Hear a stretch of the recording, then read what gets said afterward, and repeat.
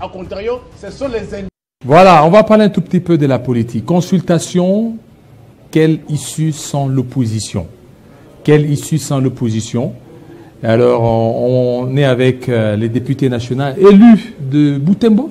De Lubero. Voilà, élus de Lubero. Aujourd'hui, la situation sécuritaire devient de plus en plus inquiétante, devient de plus en plus difficile. Quelle solution pour que la paix revienne dans l'Est de la RDC? D'abord, je vous dis bonjour aussi. C'est très important parce que ça fait longtemps. Très longtemps, effectivement. Ça va plus, malgré la malaria, la malaria qui nous a frappé et tout ça. Vous savez que je venais du terrain, alors c'est très normal par cette malaria. Mais aussi, je ne peux pas manquer à saluer d'abord tous les téléspectateurs de notre radio Télé 50, mais aussi les membres de Tour du Feu. C'est juste un groupe vraiment très actif qui suit notre Télé 50. Mais la situation devient de plus en plus inquiétante. Comme vous l'avez dit, très difficile. Vous savez, l'ennemi continue à faire quoi? À occuper des espaces, à augmenter des espaces. Alors que nous continuons avec notre guerre diplomatique, je sais que vous êtes au courant de tout ce qui se passe. Même si on ne peut pas abandonner la guerre militaire, c'est très important, mais aussi la guerre politique. Mais il y a une bonne évolution quand même. C'est de la diplomatie. Il y a une bonne évolution. Alors, c'est quoi maintenant la solution? Est-ce que faudra-t-il dialoguer, aller aux consultations, qui se font d'ailleurs sans l'opposition, ou maintenir l'option militaire que militaire? Vous avez compris le chef de l'État. Lui-même, il a dit il est toujours prêt à dialoguer avec l'ennemi. Mais dialoguer avec qui? Avec le président rwandais. Parce qu'il dit que c'est lui la source de tout. Et il a commencé, vous avez été au courant quand il s'est rendu où? Il s'est sauvé récemment où? À Doha, non? Ils étaient à Qatar. Donc, la diplomatie continue bien. Mais aussi, il est toujours dit que la diplomatie, sans l'armée, c'est comme l'orchestre, c'est ça quoi? Sans instruments. Nous devons toujours voir comment aussi à ne pas oublier à organiser notre armée, parce que sur le plan armé, vous avez vu beaucoup de faiblesses.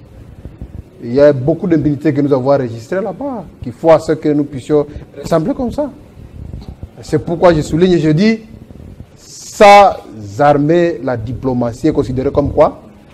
Comme l'orchestre sans instrument. Alors maintenant, il faut la diplomatie, mais alors, quid des dialogues? Quid des dialogues tant demandés par l'opposition, dialogue avec la CENCO et les CC, quid encore des consultations qui sont menées? Mais oui, les consultations. Vous savez, à un moment donné, le président a dit il a besoin de gouvernement qui va avoir l'image d'une cohésion qui est comment? Nationale.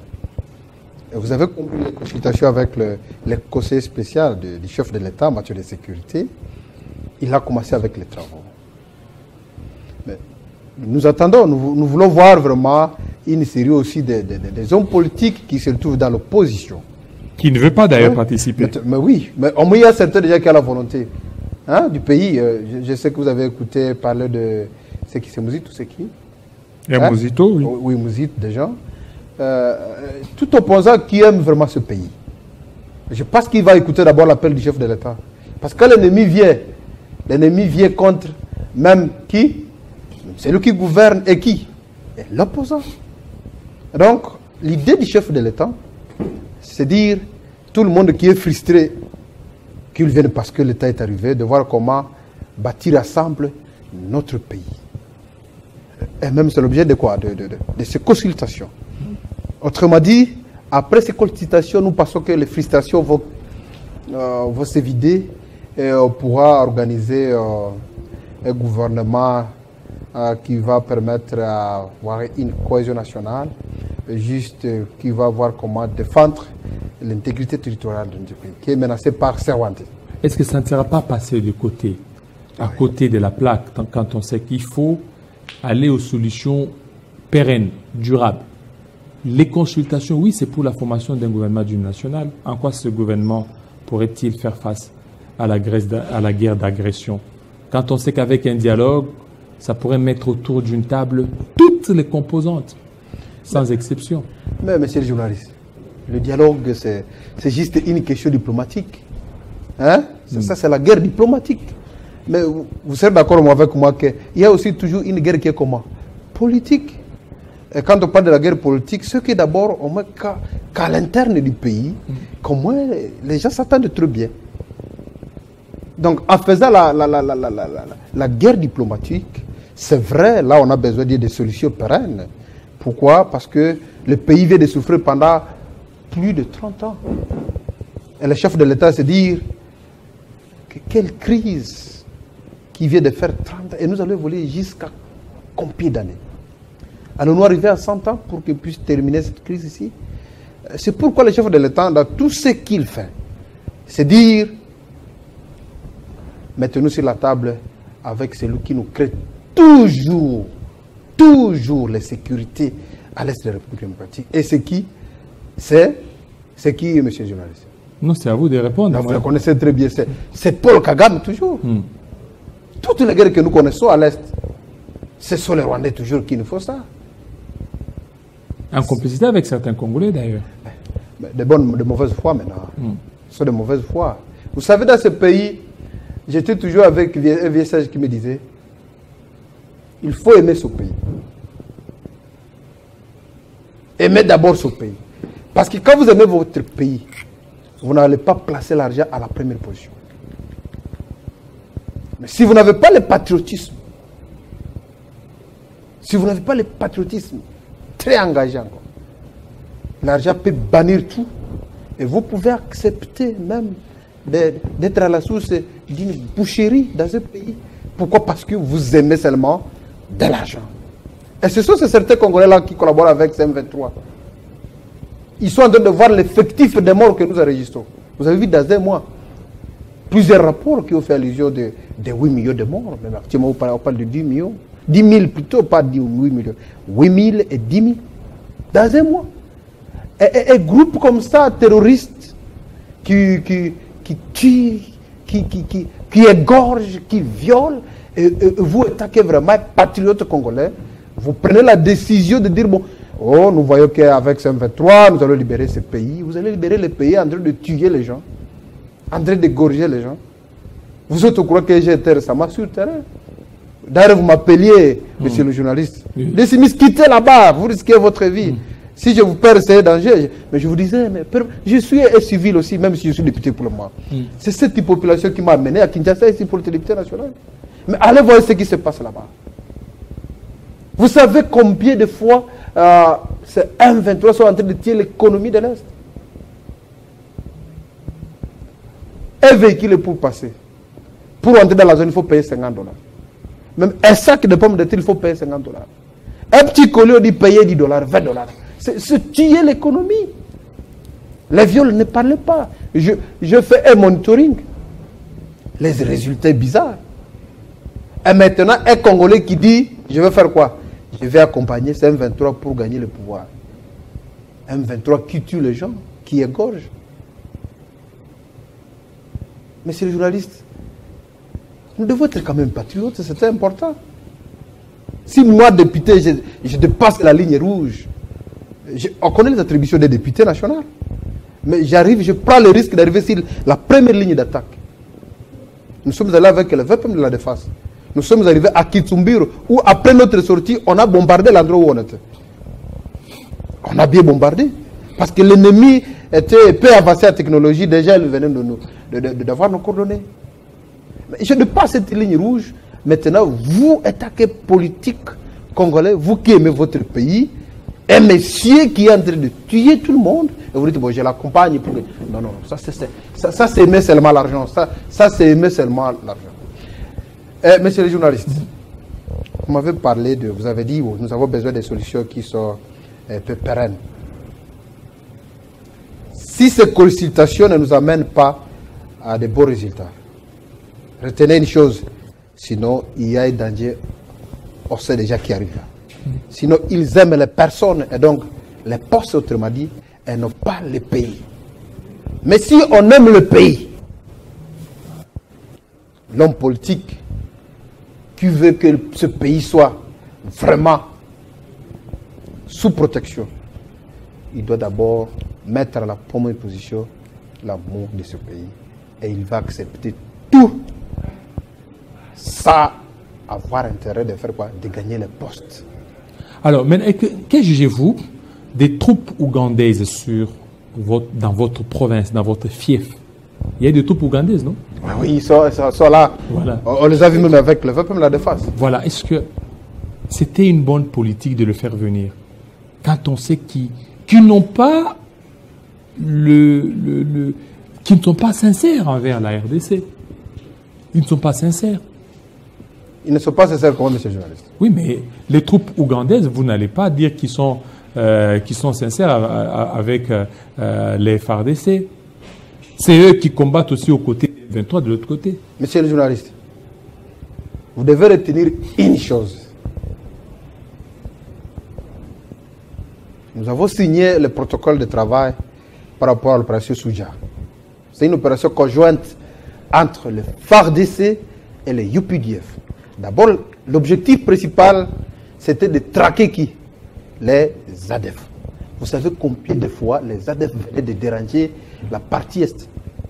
La population était incapable d'arriver où? D'arriver dans différents champs. J'étais à vous informer que nous avions déjà une grande production du cacao.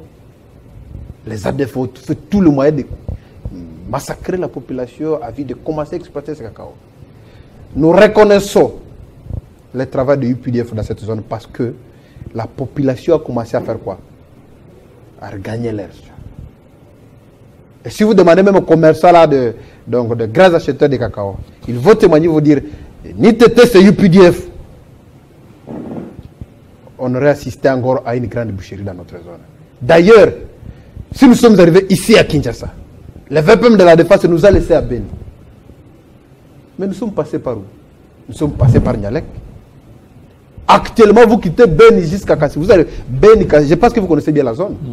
Beni, Kassi, de même à minuit, vous arrivez sans problème. Alors que, si vous calculez l'effectif des véhicules qu'on a brûlés dans cette zone, avant les UPDF, non, c'est difficile à compter. Les morts dans ce tronçon Kassindi, Beni, c'était grave. Mais si actuellement, on quitte Beni, même à minuit, monsieur le journaliste, la guerre a commencé à Bunagana. La guerre commence à Bunagana, déclenche à Bunagana. Et c'est eux, les UPDF ou les Ougandais qui ont ouvert la porte au M23 au niveau de Bunagana? Non, à ce niveau-là, d'abord, je suis avec les ADF. Maintenant, nous entrons dans l'axe Bunagana. Parce que vous avez fait alléger, évidemment. L'ennemi commence. D'abord, l'ennemi a une frontière à côté de l'Ouganda. Hein? Une ligne frontalière. Ok? Le Rwanda et l'Ouganda. L'ennemi qui va commencer, il va faire tout le moyen d'attaquer Bunagana. L'ennemi va entrer à Bunagana. C'est vrai. Il y a eu beaucoup de questions de dire comment l'Ouganda ne nous aide pas vraiment à fermer la frontière. Comment l'Ouganda ne fait pas quoi? Comment l'Ouganda... On a posé toutes ces questions. Moi, en tant que parlementaire, j'ai posé toutes ces questions. Mais j'ai des réponses. Peut-être que je ne peux pas donner maintenant. Ok? Mais ce qui est important, c'est quoi? L'ennemi commence à Bunagana. Il descend à Bouraï. Bunagana, donc Bouraï, déjà, c'est ici la route principale, n'est-ce pas? Qui était Goma vers Butembo. L'ennemi arrive là, l'armée là, est en train de travailler, qui ne compte pas l'ennemi. Voler jusqu'à Kiwanja, Mabenga, Kanyabayonga. Là, on est en train d'assister à ce que vous avez écouté, appelé comment? Appelé quoi? Le repli stratégique. L'ennemi, plutôt le FARDC, notre force quitte Kanyabayonga, arrivé à un endroit qu'on appelle Matembe. Matembe, c'est à côté de Kassé. Donc là, nous sommes dans la zone de Kirumba. D'ailleurs, c'est le fait où j'ai été massivement élu. Parce qu'au moins à Kassé, j'ai au moins 4000 voix, à Kirumba, j'ai 6700 voix. Donc c'est la zone où j'étais massivement élu. L'ennemi arrive là, je suis en contact permanent avec la population. L'ennemi continue jusqu'à l'endroit où on appelle, vous avez écouté parler de Mampasa. Mampasa, plutôt Alimbongo, Mampasa. Maintenant, ils sont à Katoni. Je peux vous dire, à la porte du territoire de Lubero. Jusqu'à présent. L'M23. Au moment où l'M23 sera au courant que bientôt l'ennemi va attraper, va trouver le territoire, la zone administrative du territoire de Lubero. On a déployé beaucoup d'efforts, dire, mais dans notre protocole que nous avons signé avec les UPDF, ils étaient recommandés de protéger au moins Lubero, de protéger aussi Butembo, Beni, et même une partie du Rum. Et c'est comme ça que on a trouvé les UPDF avec un grand courage de venir déjà à renfort dans le territoire de Lubero. C'est une vallée. Donc, à principe, pour le montant, le M23 sont sur la montagne et le territoire est dans la vallée. C'est comme ça que les M23 sont venus à renfort. Et depuis que ces M23 sont là, ils ont commencé avec la sécurité, avec leur système de ceinture. Et l'ennemi ne fait plus quoi?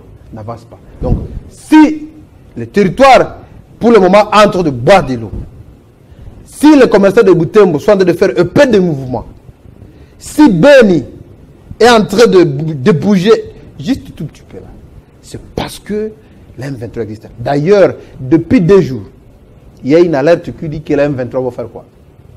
Ils vont retourner, il y a ceci ou cela. Mais moi, vous avez écouté, je ne sais pas si vous avez lu le tweet de l'excellence Moudonzangi Boutondo. Il a dit, ne paniquons pas, il n'y a pas une demande officielle du gouvernement qui demande aux UPF de faire quoi? De retourner. La population était déjà dans le pas. La population et maintenant, il y a la marche même à Butembo. Et maintenant, le tweet du chef d'état-major ougandais, ça fait jaser aussi, ça fait parler. Il ne faut pas suivre tout. Hein. Il a beaucoup. Mozi a beaucoup tweeté. Hein. Il faut nous réserver un peu de ces tweets parce qu'il tweet à chaque moment. Ok? Quelquefois, il y a des tweets que vous avez vus. D'ailleurs, ces titres n'ont pas été matérialisés. Donc, il ne faut pas suivre tout ce qu'il tweet. Ça, mettons quand même à côté. Mais voyez ce qui est sur le terrain. J'ai dit maintenant, si nous respirons dans le territoire de Lubero, la petite partie qui reste dans le territoire de Lubero, c'est parce que les UPDF existent là. Et si vous demandez même à la population inférieure de la communauté, c'est que elle va vous dire, ni t'étais déjà, on serait déjà dans la situation qui était grave. Merci beaucoup, honorable Simissi. Merci beaucoup. Surtout de votre passage, surtout, hein, parce que vous, vraiment, on sent la maîtrise de la zone, hein, surtout que vous êtes élu là-bas, au niveau des Lubero. Donc c'est calme là. Non. Aujourd'hui c'est calme. Non, c'est pas calme. Calme, vous savez, quand on parle de calme, moi, étant élu de la zone, franchement, je ne peux pas dire que c'est calme parce que les gens continuent à mourir. Les M23 continuent à tuer. Les M23 continuent à piller l'économie du pays. La population reste frustrée. Elle ne connaît pas ce qui sera demain. Et donc, je ne vais pas dire que la population est calme, sauf l'honorable Mouro Simissi que vous voyez ici. J'ai l'amour de ce pays. C'est pourquoi j'ai même ma vie à vue pour l'intérêt de la nation. Voilà, merci. Merci beaucoup, honorable. Merci, merci beaucoup. Alors, je veux souhaiter un joyeux anniversaire. Merci. J'attends, Dieu merci. Il a souhaité un joyeux anniversaire. Est-ce qu'on a déjà mis la photo? Ok. Kadi Moelle, vous pouvez mettre la photo de Dieu merci, de sa nièce, la nièce de Dieu merci. Dieu merci, j'attends la photo de joyeux anniversaire. Vous pouvez encore me renvoyer le message Dieu merci pour que je lise. Voilà. Dieu merci, Mukondola, qui souhaite un joyeux anniversaire. Etan Ngoy, que du bonheur. Etan Ngoy, que du bonheur. Et jour de naissance à toi, petit boss Etan Ngoy. Etan Ngoy, que du bonheur à toi, petit. Que Dieu te soit très favorable Merci beaucoup. Merci. Moi aussi, je dois saluer. Voilà. Merci pour vous aussi, c'est salué pour terminer. Oui, je dois d'abord dire aussi salutations à mon épouse. Hein? Elle est où? Elle est ici? Elle est ici avec mes affaires. Mon épouse Lavli Sogikasai qui est là. Mais je salue aussi ma base malgré la souffrance. Les jeunes qui se donnent le courage de se battre pour notre territoire. Je les salue, je leur demande toujours de continuer avec cette énergie. Parce que le Seigneur ne va pas nous abandonner, parce que nous croyons seulement à Dieu qui peut aider notre chef de l'État. Dieu qui peut aider notre armée. Dieu qui peut aider nos Azalènes. Nous disons que sa volonté soit faite. Amen. Merci beaucoup. Que sa volonté soit faite. Restez branchés sur Télé 50. Fidèles téléspectateurs, vous avez été très...